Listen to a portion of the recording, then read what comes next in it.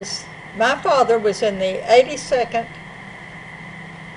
that was infantry, the 132nd Battalion.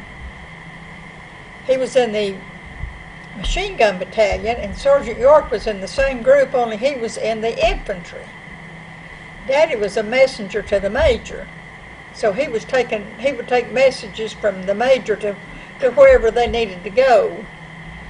And he happened to be in post headquarters when Alvin York brought his prisoners in.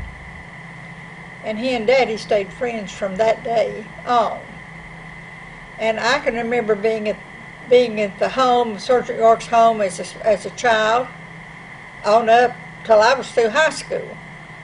And when York died, one of the boys called Daddy first thing. And of course, Daddy immediately left and went to the family. And he hadn't been gone long. I was at the farm with Mother, and he hadn't been gone long, and the phone rang, and I answered it, and this fellow wanted to speak to Daddy, and I told him he wasn't there. I said, could I take a message? And he said, no, I'll just call back. And before I could tell him Daddy wouldn't be back, he'd hung up. Well, about an hour later, he called back, and I asked to speak to Daddy, and I said, he's not here. Could I take a message? And he told me who he was. He was with the State American Legion. And they wanted Daddy to represent the American Legion at York's funeral. And I kind of laughed, and I said, well, if you'll give them about 30 more minutes and call the York home, you can get Daddy there, because it would have been about another 30 minutes, and Daddy would have been at the home. And then years later, some friends of mine from Virginia came in and wanted to go over to see York, over to the York home. I went, took them over, and I adopted a little girl. She had 3 boys, and all 3 boys knew the story of York. And when I got back, I told my daughter and son-in-law where I'd been, and the youngest grandson had a fit because he didn't get to go with me. That was on a Saturday. Well, on Sunday, his dad took him over to Pell Mell, to York's home. He walks in and informs them that his granny knew Sergeant York, and they asked him who his granny was, and when he told them, one of the boys looked at him kind of funny and said, well, your granny was here yesterday. And the boys always thought that was so funny that I knew the York children. We have a really, really fine group of men and women here in Sevier County that have served their countries. Yes. We have many of a family that sent 5 and 6 children to World War II. My dad and 5 brothers, and so there's 6 of them. 6 of them. And all at the same time in World War II. Yeah. And all of them made it home. One was burnt pretty bad, but I mean he made it home and still was able to make a living and stuff. Yeah. And I think my dad and Uncle Gilbert too.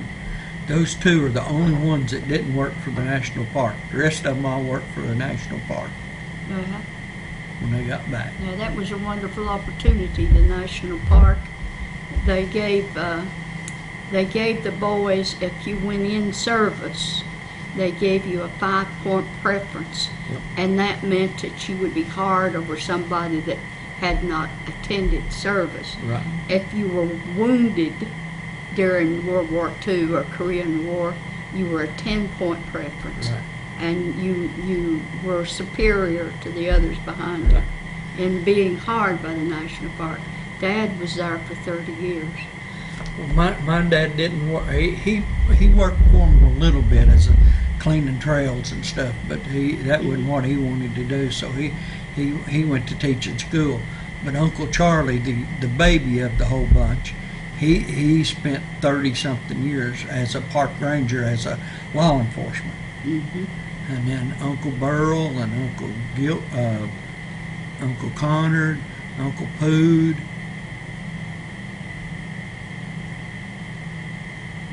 Dad and Gil, so those 3 worked, but none of those 3 ever got to retire. They all died in their 40s of heart attacks.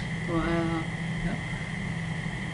and they were working in the park when they had When the they heart attack. died, yeah. When they died.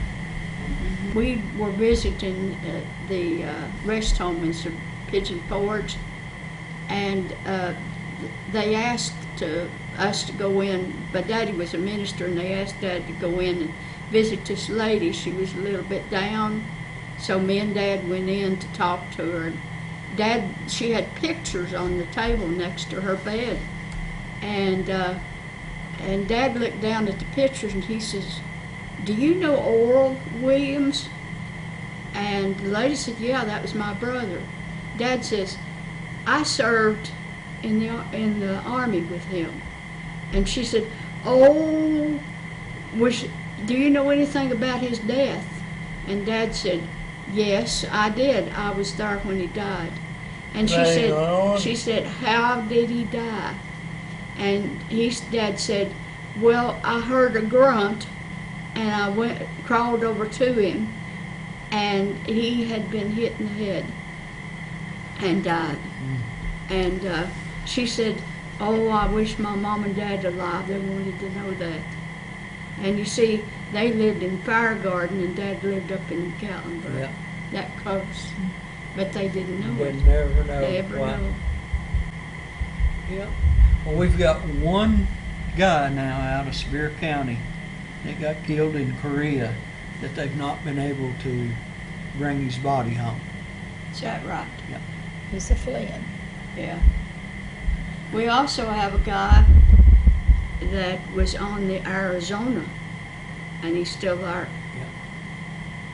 He'll never be brought back. Mm-mm. His name is on the monument in the Veteran Cemetery. I think it's called the Punch Bowl. Uh-huh. But he was still on the Arizona. Right. And they consider him a veteran even though war was not declared.